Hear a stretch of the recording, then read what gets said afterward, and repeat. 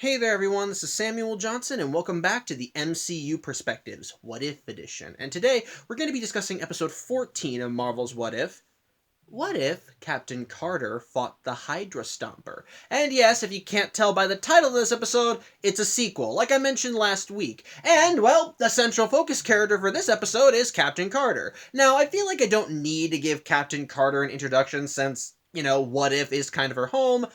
But for the sake of a recap, I'll at least go over it in a Clip Notes fashion. Basically, Captain Carter is an alternate version of Peggy Carter from a universe where she got the super soldier serum instead of Steve Rogers, and as a result, she wound up taking on the shield and essentially wound up taking Captain America's place as the de facto first Avenger in this reality, with Steve Rogers eventually going on to become the technically first Iron Man in this world, with Howard Stark creating him a set of armor that went on to be called the Hydra Stomper. And together, Steve and Peggy essentially fought in World War II, fighting Hydra agents, just essentially being a kick-ass couple until the day that Peggy got sent out of time. As during a raid on Hydra's central base, the Red Skull wound up opening a portal to some extra normal dimension where this eldritch beast, whose name I do not remember, I heard it once but I still don't remember it, almost broke through into our dimension, and to try and save the world, Peggy had to force it back through, which did in turn saved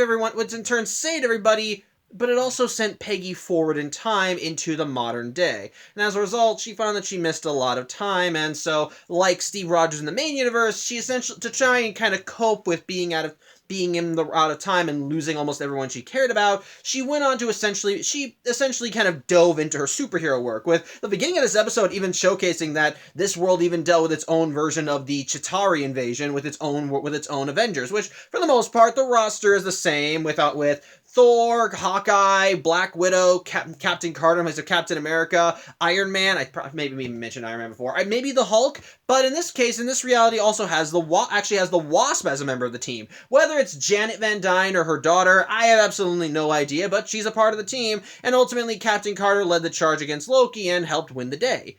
But the thing is, at the end of Season 1, we got a bit of a teaser for Captain Carter's story, as after she helped the Watcher with the whole Infinite Ultron problem, she was sent back to her universe during what was supposed to be her world's version of the Winter Soldier. And, well, when she and Black Widow were raiding that Hydra ship, well, it turns out that there was something on board that ship that, well, they actually were there for. And, well, at the end of Season 1, we learned that it was the Hydra Stomper armor.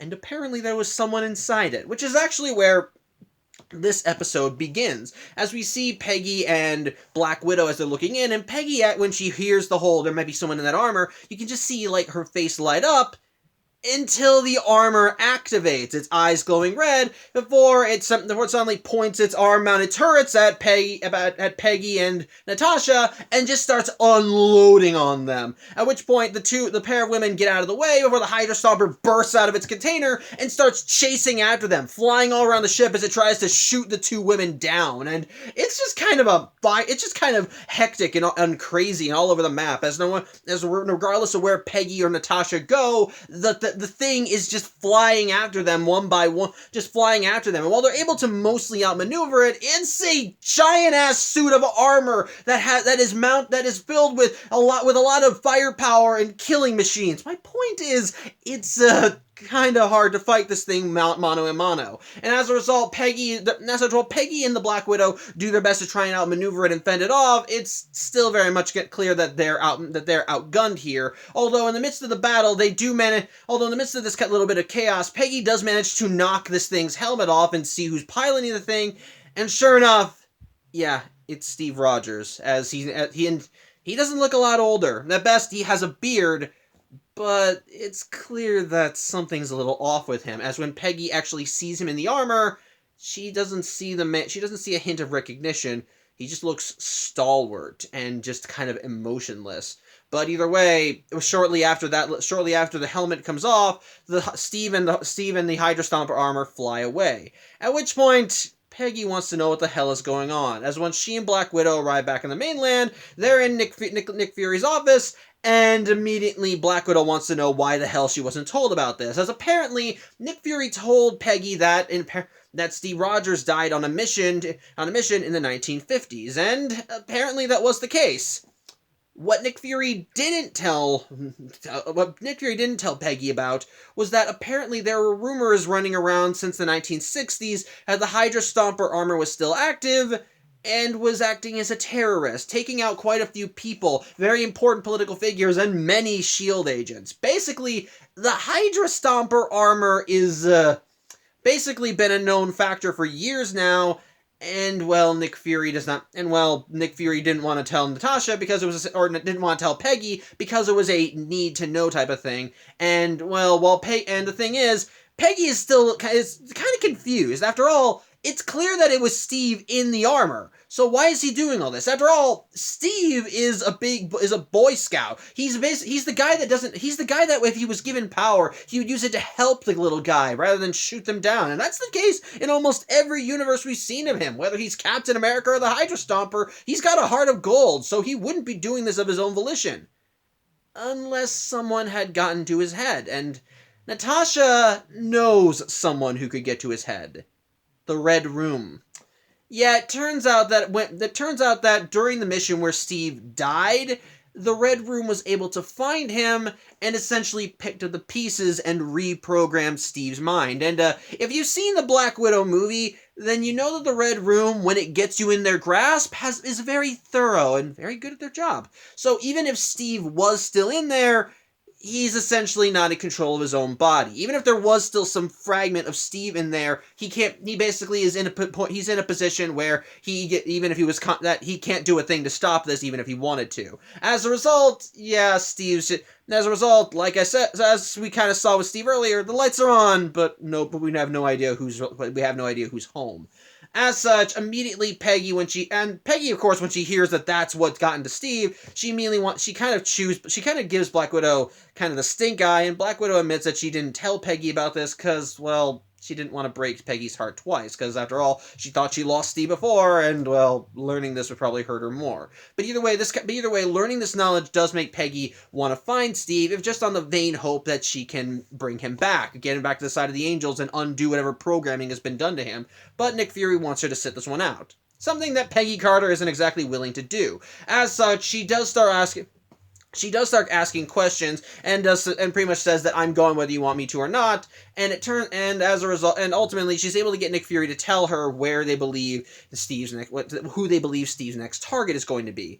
And sure enough, it's someone that both Steve and Peggy know. Bucky Barnes, who, in this reality, actually went on to become a senator. In fact, he was in the position that one guy, whose name I don't remember, he was the villain of Winter Soldier, he's basically in the position that he was in, except, whereas that guy was a Hydra agent and was working inside of, and was working within S.H.I.E.L.D. to essentially set up a spy network to take out any potential threats. In this reality, Bucky's as straight as an arrow. He is not letting any corruption get through. And we even see that in this reality, the Sokovia Accords are being presented to him, but he's just kind of not even wanting to sign on it because he doesn't want to create a civil war, and the Sokovia Accord, and there's nothing within the records about, paving new roads for Sokovia or providing aid for the country. Put simply, Bucky is just a stalwart and nice guy here. And the only real physical ailment he has right now is that he has to walk with a cane. Otherwise, he's perfectly fine. Unfortunately, though, he is still a target of the Hydra Stomper, as just as he finishes up a meeting with some of S.H.I.E.L.D.'s heads or other political leaders or whatever. Basically, a group of soldiers come in and let him know his life's in danger, and Bucky kind of rolls his eyes at this because he's dealt with shit like this before. But then he sees the Hydra Stomper armor flying outside his window.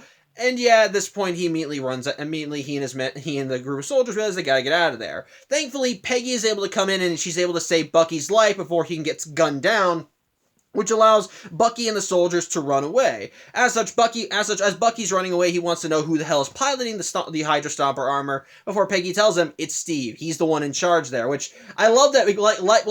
Like Peggy, when Bucky hears that Steve is still alive, he's just kind of shocked and horrified at this, and as a result, and pretty much basically you can tell it kind of shakes him a little to know that his friend is still alive and working with the bad guys. As such, Peggy wants to know how she can turn the Hydra Stomper armor off, because before it was powered by the Tesseract, and clearly Steve doesn't have the Tesseract anymore, so something must be powering that thing. And I forget what Bucky explains, but basically it is a new power source that Howard developed that's powering the suit. and it's one that, if damaged in the right way, can be shut down. And, well, Peggy does have a vibranium shield on standby, so, you know, she's ready to start kicking ass.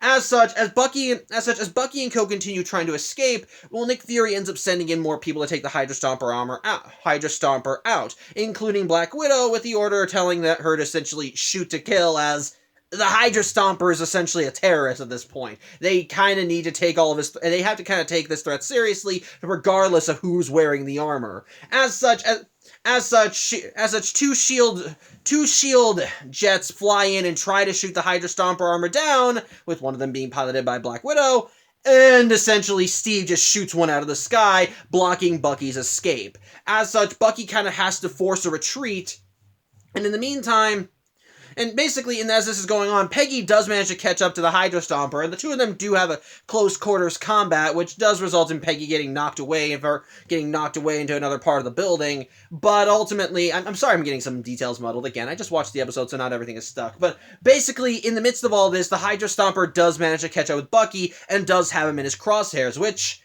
also leads to, honestly, a really good moment in the episode, as Bucky immediately just tries talking to Steve. And I don't mean like he tries to say, come on, Steve. Like, he isn't like trying to say, please, Steve, don't do this. No, he's actually talking to Steve like an old friend. It's actually really good and actually really strong, because he starts talking about, it's like, come on, man, this isn't you. Let's just put it down and let's go have a drink, you know, like the old times. It's just kind of heartbreaking, and it's also really intense, because if you're familiar with the Red Room stuff from Black Widow, then you know how thorough their brainwashing is. And it's not just going to take maybe a few kind words to get through to someone. So, but at the same time, this is Steve Rogers and Bucky Barnes. Different versions of these characters, but if you know anything about them, you know how strong their bond is. And even in this universe, they're friends for life. The thing is, they exposit in the episode that after Peggy disappeared, Bucky and Steve continued finding any Hydra bases they could find and took them out. It's part of the reason why S.H.I.E.L.D. doesn't have Hydra infesting their whole system like it was in the main MCU timeline. So as a result, even in this, and the thing is, while Bucky may not be the one corrupted this time around, this is still two friends on opposite sides. They have a bond, a great bond, this strength, this friendship, and one wants to kill the other. And it just feels so intense, because there's a part of you that wants Steve to see through all this. You want Steve to break through the programming, especially when he has one of his best friends standing him right there and just telling him, it's okay, man, it's okay. Come on, let's just hang out like we used to. And he just has guns pointed at him. And you know, all it's going to take is just him to pull the trigger to do it. But it's just so intense, especially since you see Peggy running to location. We don't know if she's going to get there in time. But it's just so damn good. It's intense. It's emotional. It's just so damn tragic. But it seems to work. Because for maybe a second, Steve hesitates. Just for a second, he lowers his arm. Just for a little, it doesn't last long, as he raises it again, and ultimately, thanks to the intervention of Captain Carter, he doesn't shoot down Bucky where he stands, but it's a second. And it's just one of those it's like you're holding your breath through that scene. I know I was when I was watching it, because again, like I said, regardless of the continuity, Bucky and Steve have a history. They are friends for life, and even Bucky says in the episode he would do anything for Steve. And well, because hell, even at that scene, like Black Widow had the jet just right outside the window and had the Hydra Stomper in her crosshairs, but when Bucky realized that there was a shoot-to-kill order, he stood in Steve's way, and then that's what led him to want to talk him down. Because he knows that if the roles are reversed, if Bucky was the guy who'd been brainwashed and Steve was the one in his crosshairs, Steve would do the same for him.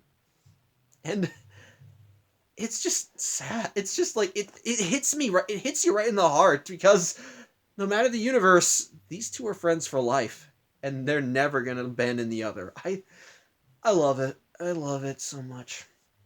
But either way, back to Captain Carter and the Hydra Stomper, Peggy does end up basically, as Peggy continues grappling with the Hydra Stomper to try and throw her off, he ends up flying right out of the building with her right on his tail. Thankfully, she's able to use her shield to block the brunt of any of them flying through several floors of concrete. But they end up flying high into the air, and Peggy does manage to use her shield to start bashing into his armor, and it does eventually shut the Hydra Stomper armor down. Though it also results in the pair going into free fall, with Peggy, well, she doesn't have a parachute on her.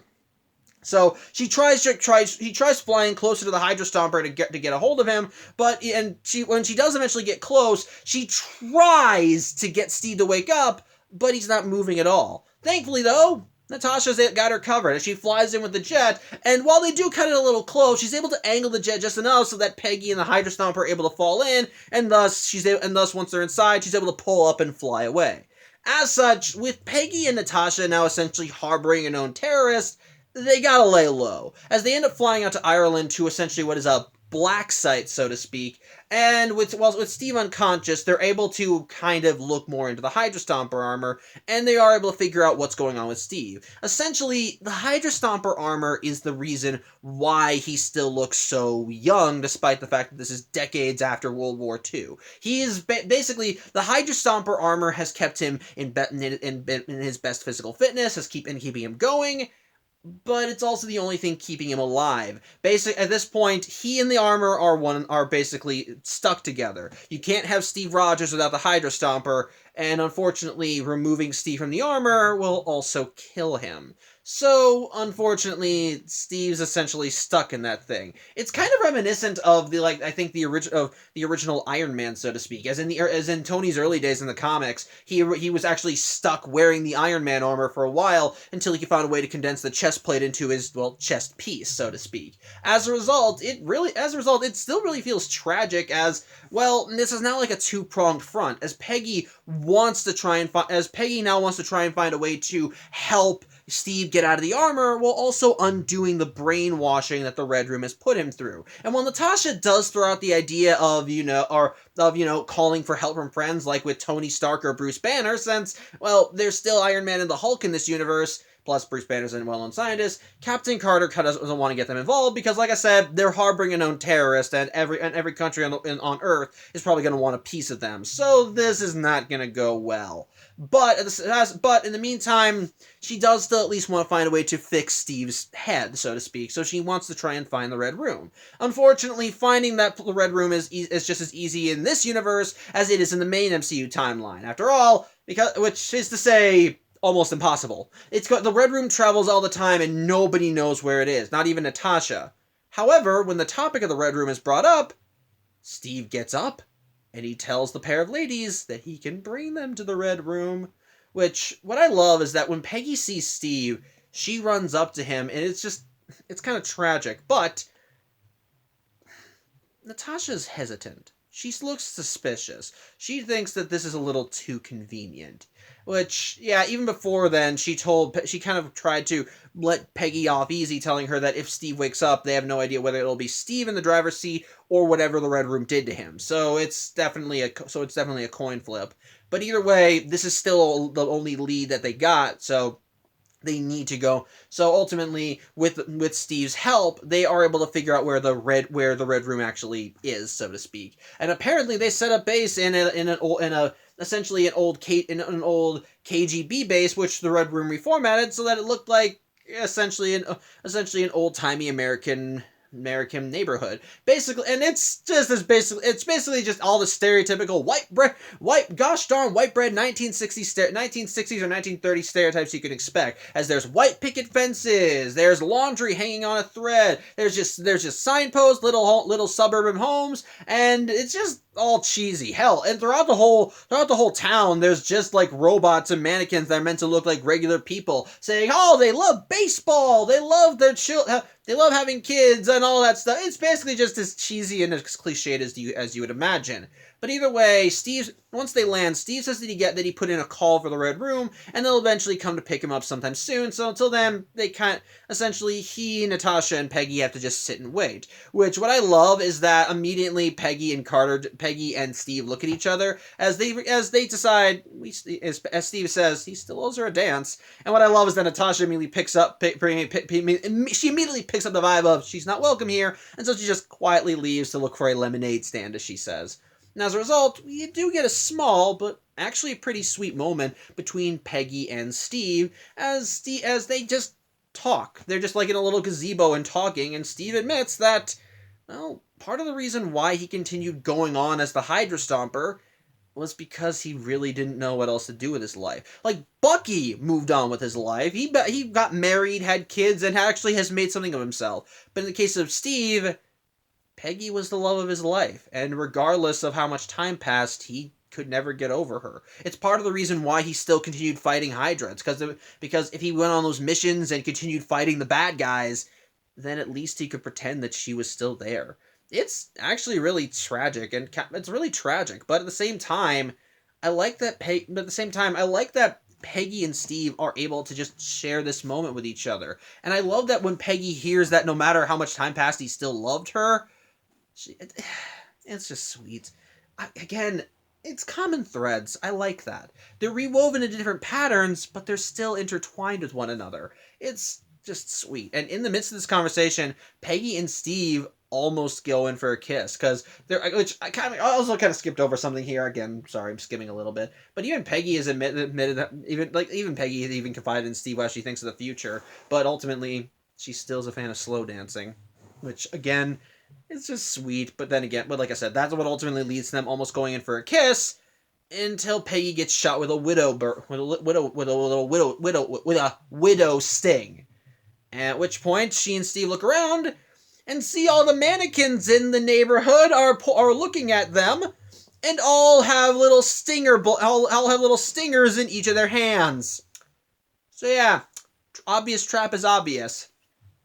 As such, Peggy and Steve immediately suit up as Steve pulls on his helmet and Peggy gets her shield ready, and so the pair of them just start gunning down and just start trying to destroy and gun down as many robots as possible. So just one by one they try and go through it with Black Widow coming in to try and provide aid to the pair. But this is just kind of a matter of sheer numbers, as while these three may be adept fighters, at the end of the day, there's too many of these things, and all of them are shooting paralyzing stingers at them. And as such, no matter how hard they fight, eventually they're going to get overrun, and overrun they do, because eventually both Peggy and the Black Widow do get hit with a lot of stingers, with Black Widow going down first. And eventually the Hydra Stomper armor just seems to shut down. Now when Peggy tries to run to Steve to check if he's okay, well, she didn't watch her six, and thus got overrun with stingers before she finally just collapsed right at the Hydra Stomper's feet.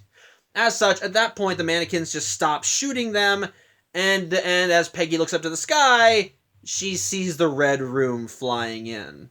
As such, Peggy and Black Widow are able to recover from the stingers as they see it come in, but it's also here where the team that Steve called in comes in, as we see a group of widows coming in, and we see the new leader of the Red Room. And this is something I kind of, again, neglected to mention. Earlier in the episode, basically, Natasha revealed that in this reality, she did end up killing the head of the leader of the Red Room. And before you say, well, she thought the same way in the main MCU timeline, well, in this reality, she got up close and personal and actually did actually kill him. She didn't just blow the guy up. She actually stabbed him with a corkscrew, I think she said. I could be wrong. Again, some details aren't ironed out in my head yet, but ultimately she did kill him. So the Red Room is the Red Room is essentially under new management, but who is it? It's Melina. Black Widow's mom in the main MCU timeline. Essentially, she took over the Red Room after the original guy died, which, if you expect me to remember the original guy's name, I don't. Even in the Black Widow movie, he was generic and forgettable. But ultimately, Melina has taken control of the Red Room, and she kind of drops a bombshell upon arriving on the scene. Turns out, this was all part of the plan. Yeah, Bucky was never the target for the Hydra Stomper. His real target was Captain Carter. and the instant that Melina has Captain Carter in her sights, well, the Hydra Stomper armor reactivates, and Steve tells Melina that mission is accomplished before pointing his arms at both Peggy and Natasha. Yeah, basically the whole Steve now miraculously waking up thing, all a lie. This was all just him, This was all just him trying to get Peggy in the right place at the right time, so the Red Room could come in, and either recruit her or kill her. Either way, they got her right where they want her. As such, Melina essentially gives Peggy and Natasha an ultimatum. They can either come quietly, or things can get ugly. The pair of super ladies decide to do the other thing. As such, we get another big fight scene with Black Widow essentially going on to take most of the Red Room's widows by herself, while Peggy gets launched off with a Hydra Stomper armor. And it's a really intense fight scene. It's very emotionally charged. As in one case, we have Black Widow essentially having to once again confronting her past, like in the Black Widow movie. But on the other side of things, we have the Hydra Stomper armor, in which I admit between these two conflicts, the Hydra Stomper one is definitely the more emotionally charged of the two. Mostly because the stuff with Black Widow, there's not really a lot of tension there, especially since the Melina in this reality is not the same Melina from the main MCU timeline. As while that Melina was loyal to the Red Room, she did at least have a familial relationship with Natasha and genuinely cared about her. In this reality, she just is disappointed in her and ultimately thinks that she is an embarrassment to the Red Room and just needs to be wiped away, as all mistakes are. So, yeah. Well, I will say it is intense seeing Natasha duke it out with the other widows in the Red Room. The bigger conflict that definitely gets your attention and definitely keeps the plot moving even further is the stuff with Captain Carter and the Hydra Stomper, because even in the midst of their flying battle, basically, Peggy is still trying to reach Steve in there. She's still trying to get through to him. She still tries to get him to stop, but there is no hesitation this time. Steve is out for blood, and he's not letting up for a second. And it's just so fucking tragic. Just seeing Peggy trying to get through to the love of her life, just wanting desperately to reach this man, but he keeps trying to kill her, and she keeps managing to outmaneuver him. Eventually, the fight leads to a water tower that was in the neighborhood, and their fight ends up knocking it down, which ultimately kind of helps Black Widow, because as she was running with him, the Widow, she saw the tower coming down, and she was able to use it to essentially block her escape. As the Widows were pursuing her, she jumped to another rooftop just as the water tower came crashing down, thus stopping the Widows from following her. In the midst of the dust and debris, both Peggy and Natasha were able to hide. And of course, they're still fighting their respective targets, with the Hydra Stomper and the Widows just essentially shooting at every house they suspect that these two are in, but eventually the fights do end up splitting up again, as Natasha does end up fighting the Widows once again one-on-one, with Melina just on the sidelines telling the Widows how they could shape up, improve the battle, and even pointing out some of Natasha's weaknesses, like the fact that apparently her left leg is an easy target because apparently she injured it when she was in 3rd grade, which I'll admit that was kind of slightly funny, because when she reveals that, Natasha's like, really? Gives her a really look before she gets kicked there. But ultimately, Natasha achieves victory because she saw one of the severed arms from one of the robot mannequins in this area and grabs it and manages to gun down all the Widows with Widow stings. As such, Melina ends up going in and she just starts brutalizing her daughter, while back with Peggy and the Hydra Stomper does catch up with her, and he's still not letting up, just continuing to hurt her, just continuing to blast at her, and she keeps trying to defend herself, keeps fighting, until finally she just, stop, I'm not doing this, I'm tired, I've been fighting for so long, and I don't want to fight you, I don't want to keep fighting like this. And she finally just throws her shield to the ground, and she just walks up to Steve and tells him, if this is the end, then I want to at least die with you, I want to at least go out with you, Steve.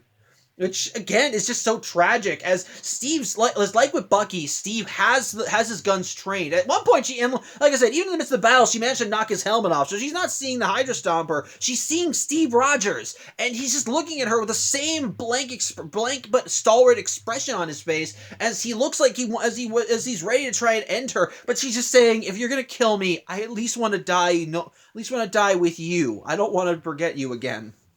it's again just so flippin' sad. It's just all they want is a happy ending. All they want is to be together. Just oh my god.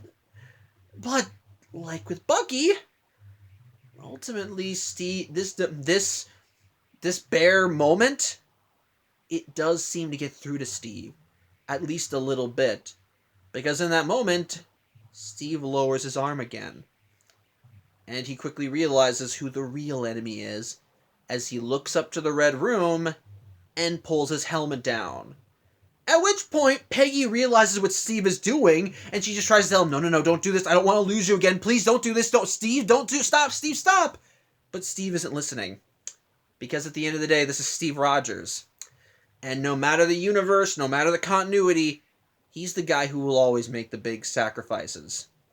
And as a result, he flies the Hydra Stomper straight at the Red Room. At which point, back with Natasha, she is losing the battle with Melina, as Melina actually has her on the ground just trying to choke the life out of her, talking about how she was one of their best killers, but she went on to become an Avenger. But Natasha sees the Hydra Stomper flying right at the Red Room, and she manages to get out of Melina's grip just enough to grab a grappling gun, shoot it right at the Hydra Stomper's leg, and while Melina gets Natasha back on the ground in another chokehold, well, Natasha's just smiling, because the other end of that grappling hook, it's around Melina's leg. At which point, she flies off with a Hydra Stomper, and she's just flailing in the air, just trying to tell him, stop, no, stop, no. But ultimately, the deed is done, as Steve flies the Hydra Stomper right through the Red Room, causing the whole structure to start falling to the earth, before it finally just goes up in an explosion, with Captain Carter and Natasha thankfully getting out of it just before it came down, and ultimately they survived. But as for Melina, well, I'm presuming that she's dead, because, well, she was riding on the backside of a giant suit of armor that blew up her home base. I don't see many people surviving that. But as for the Hydra Stomper armor, no one knows what happened to it. And as a result, Peggy still has hope. As the episode actually does cut ahead to much later, I think maybe a couple weeks, but give or take, I don't know. As we see Peggy back in America, as she wants to try and steal one of Tony's cars. At which point, Natasha catches her and wants to know, do you think Tony would be happy you're stealing one of his cars? But Peggy just tells Natasha, I know Steve is out there, and I understand that you might not think he can be saved, but I'm going to try. And so, Natasha tells her, fine, and I'm coming with you. And as such, Peggy and Natasha pretty much make a pact that they will find Steve, and they will bring him back to the side of the Angels. Kind of in a similar vein to how Steve and Sam Wilson in the main MCU timeline resolved to try and find Bucky after he went AWOL at the end of Winter Soldier. So, again, it's nice. And what I love is that even throughout all this, the Watcher was, well, watching this whole thing. And so after Peggy and Natasha have this moment where they state their mission, he tries doing this whole exposition about how he is the Watcher. He sees all and he relays the stories because he knows everything. Before suddenly something happens that actually makes him go, the hell is this? And that's word for word. He does say that, and it's hilarious. But yeah, the ground around Peggy suddenly kind of cracks as we see red energy spiral heading right towards her, before she's sucked into it and just vanishes, which causes both Natasha and the Watcher to go, what's going on here? At which point, we see where Peggy has wound up, as she wakes up in a wooded area. And as she regains her senses and looks around, she finds she's not alone. And standing over her are old Victorian-era versions of Nick Fury and the Scarlet Witch.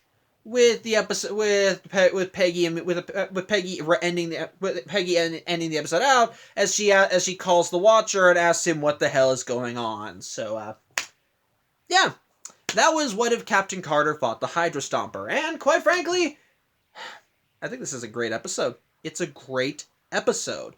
I think unlike with the previous episode with What If Iron Man crashed into the Grand Master, this episode hits the ground running and does not stop. But unlike that episode, which had to try and tell an original story with the premise, this one I'm more willing to forgive because, for one thing, It's a sequel. It's a sequel to a pre-existing story in What If with Captain Carter. And as a result, we already know her story. And like I said, the episode picks up from the last moment we saw her in season 1, with her and Natasha finding the Hydra Stomper armor. That alone, like at the end of season 1, that immediately gets you enticed for what was going to happen next. Because like with Steve Rogers in the main MCU timeline, Peggy Carter is a woman out of time, and a lot of the people that she loved and cared about are gone in this present day. Some are still around, but not everybody. And the one that kind of hits Peggy the hardest is Steve Rogers, because she cared about him. She loved him. Even like the circumstances may have been different, but she and Steve Rogers are always going to be like each other's one. They're always going to be the other's dance partner, no matter the timeline. And as a result, with Peggy given that little bit of hope that Steve might be back, I like it. But the thing is, just like how the What If Captain Carter was the first Avenger episode, kind of was like the first Avenger abridged. This episode is also in that regard a retelling of the Winter Soldier, albeit in a very different fashion. At its core, the stories are similar, as the Winter Soldier involved Captain America defining the Winter Soldier and learning he was Bucky Barnes, and thus despite the fact that that the Winter Soldier was working for Hydra and was actively trying to make sure that Hydra's whole plan with the 3 helicarriers went off without a hitch, ultimately, Steve was still willing to try and jump in and help his friend, damn the consequences. Even willing to die by his hand in just some attempt to get through to the man behind the programming. And at the end of the day, it worked. And while I will always complain that in the Winter Soldier movie, the Winter Soldier was kind of a footnote in comparison to the bigger plot that was going on.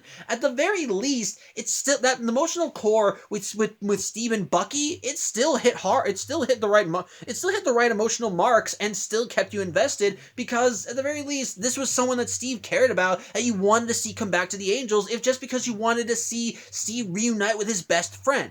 And then likewise, it's a similar case here in this episode when you learn the fate of Steve Rogers as the Hydra Stomper. That in this reality, he continued going on as the Hydra Stomper in an attempt to try and fight back the loneliness from not having Peggy around. But ultimately, because he was the Hydra Stomper, he was seen as an asset by powerful organizations, particularly the Red Room, who managed to find the Hydra Stomper and essentially reprogrammed Steve Rogers to work for them. And like with the main MCU timeline with the Winter Soldier, it's still tragic to see Steve in there. And what makes it even sadder, too, is because the Red Room programming is a lot more thorough than Bucky's programming. While Bucky's programming kept him complacent and caused him to follow orders, we have seen in the main MCU timeline that programming was not perfect, because all it would take was the right nudge in the right direction, and the Winter Soldier would start breaking through it. And when he first encountered Captain America in the Winter Soldier movie, he began asking questions like, how did that guy know who I was? Why did he call me Bucky? Before they had to kind of reestablish the commands. And even those still didn't work, as Steve's faith in Bucky managed to break through the Winter Soldier's programming, made him want to know, okay, who was I? Why does this guy still have all this faith in me? Which led him to eventually seeking out answers, which in turn helped jog enough screws in his brain, which helped turn enough cogs in his brain that he was able to remember who he was and what had happened to him. That was a great, that was still good. That was great. It was, again, and it works too, because again, you wanted to see Bucky come back to the good guys while still kind of having to deal with the drama of being the Winter Soldier. But in the case of Steve Rogers as the Hydra Stomper, the Red Room programming is a lot more thorough, because whereas the Winter Soldier programming essentially had to disconnect the Winter Soldier from Bucky, the Red Room programming does not require that disconnect, because as they said in the Black Widow movie, it's like you're there, you're still in the driver's seat, but you don't know which parts are you and which parts are the programming. And then likewise, we see that with Steve here, because he's like a fucking machine throughout all this, which I know is kind of ironic since, he's flying around in a giant suit of armor. But no, it really does, because it creates a sense of fear, because you have genuinely no idea if any of Steve's friends can get through to him. When Bucky stands between Natasha shooting Steve down and then tries to talk Steve as if they're like they're old friends, you have no idea if Steve is gonna gun him down or not. And it's just so freaking tense while also drenched with emotional tragedy because, like Bucky said, he knew if the roles were reversed, Steve would do the same thing for him. And you want to know something? Yes, that is meant to be a callback to the main MCU timeline. But unlike in the first Captain Carter episode where she saved him in the train, he's like, oh, thanks, you could rip my arm out. This one is a lot more, well, hits a lot harder because Bucky's right. No matter the timeline, Steve and Bucky are best friends, and they would risk their lives for one another just because they mean that much to one another. And so even with Bucky knowing that Steve is this terrorist monster who's killed a crap ton of people on behest of the Red Room, he still is ready to stand up to him and still talk to him like an old friend. And it works so well, and it's sad. But again, going back to what I said before, the threads of their fates may be woven in a different pattern, but they still intersect. It's so damn tragic, and it's just so. But it also works because like I said, you don't know if Steve's gonna be able to get through, even when yes, he hesitates, and that moment made me just go when I saw it, because that's because it showed that there was still some part of Steve in there that was trying to still do the right thing. He was trying not to hurt the people he cared about. And while you could make the argument that maybe the hesitation was part of the mission, because after all, his mission was not to kill Bucky, it was to bring Captain Carter to the Red Room. I like to think that hesitation was actually coming from Steve. But by that same token, if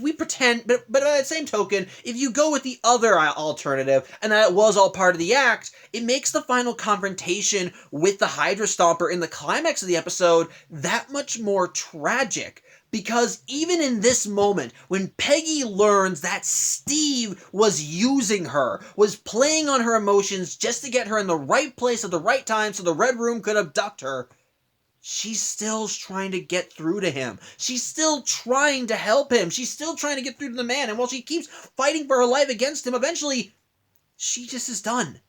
Because ultimately, if she can't save Steve, then she doesn't want to live without him either. Because she realizes at this point that the Hydra Stomper outmans her. It's got more firepower than her. It's stronger than her. So what does she want to do? She at least wants to die with Steve by her side. She at least wants to be there with him in her final moments. And again, like with the scene with Bucky, the scene is more tragic because, again, you get the impression that Steve could very easily pull the trigger. Because even if there's emotions are at play, you don't know if he can break through the Red Room programming, especially with the knowledge that he was playing her this whole episode.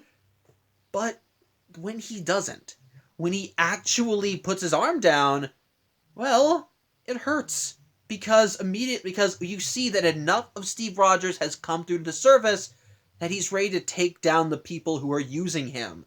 Which it hurts even more because, like I said, like with the main MCU timeline with Steve, you just want Peggy and Steve to have a happy ending. You just want them to be together, to be with each other, to support one another, and ultimately, with Steve making the sacrifice he did to destroy the Red Room, you don't know if he's alive or dead. I mean, the Hydra Stomper armor probably could have stood up to that. It's the Hydra Stomper armor. It's the prototype Iron Man armor in this universe.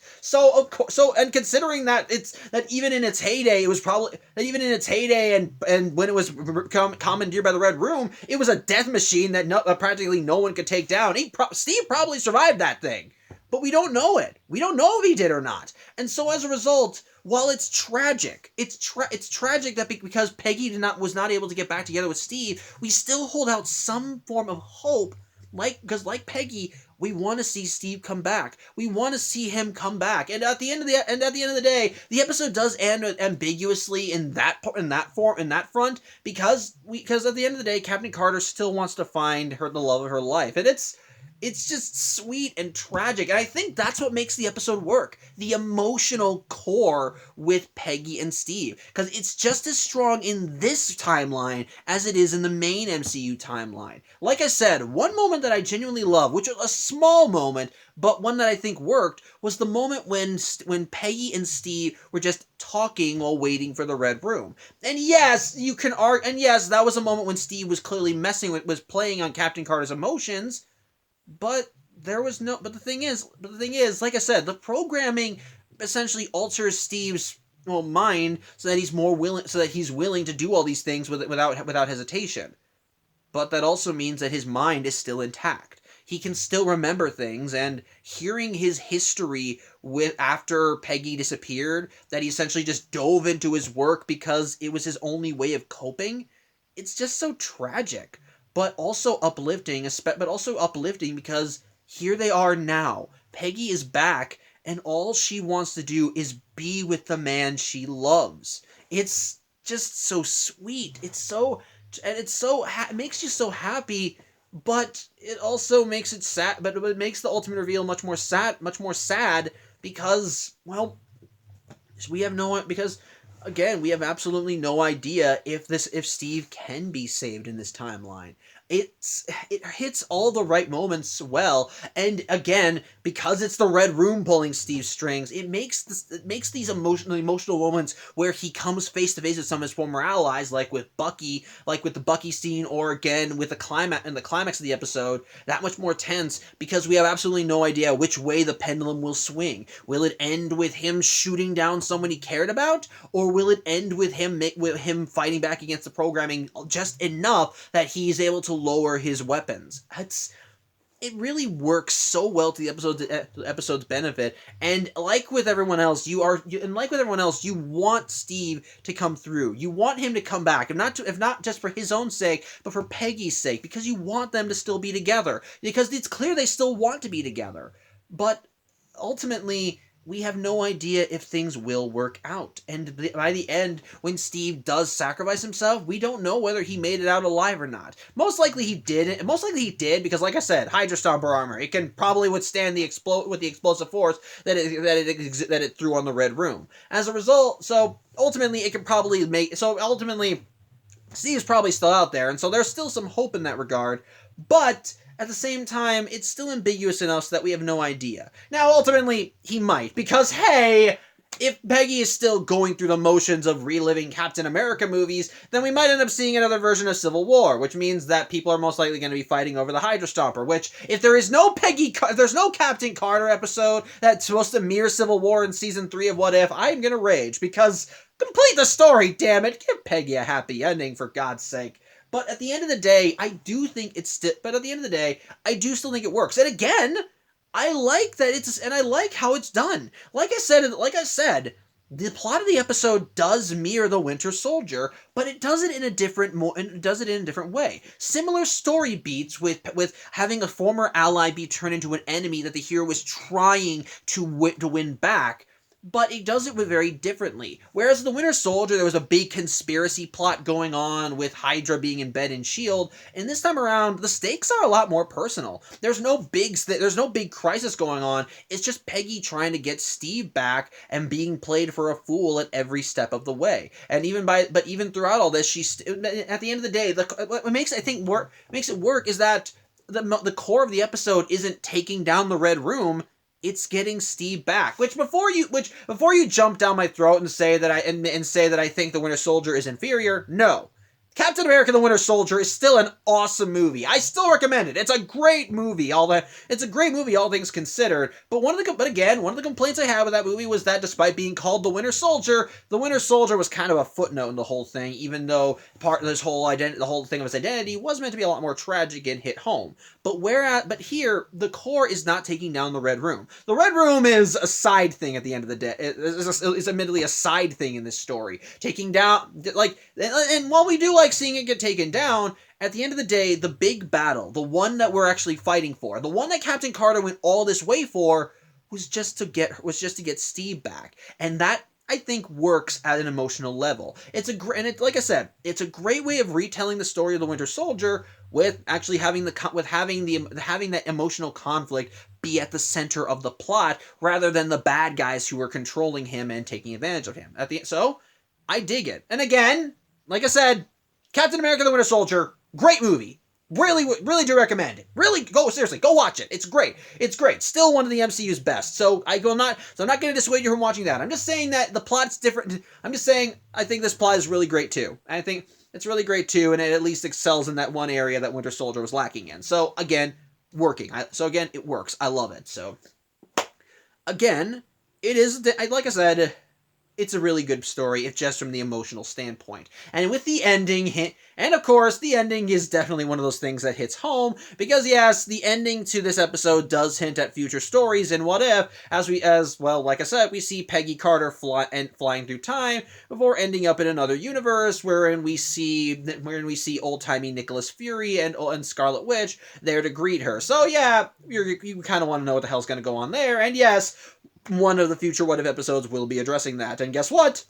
That episode is an adaptation of another Marvel alternate universe that we've seen in the comics. But we'll get to that. We'll cross that bridge when we get to it. But either way, at the end of the day, I think this episode is just really damn good. It has great action. It has great action as we see when duking it out between Peggy and the Hydra Stomper. The stuff with the Red Room. The stuff with the Red Room and so forth. I love the emotional. I love the emotional connection between Peggy and Steve, as it really, or the emotional conflict with Peggy and Steve, as we see Peggy trying to get through to the man he was while also having to duke it out with him as he is. I love the tense moments throughout the episode. I love the sweet, quiet moments. And well, I guess maybe a complaint would probably be the stuff with Natasha and her connection to the Red Room is an afterthought. At the end of the day, that's not the main focus. What makes the episode work is again the conflict between Peggy and Steve, and ultimately the tragedy that comes with that. And considering how well it's done, as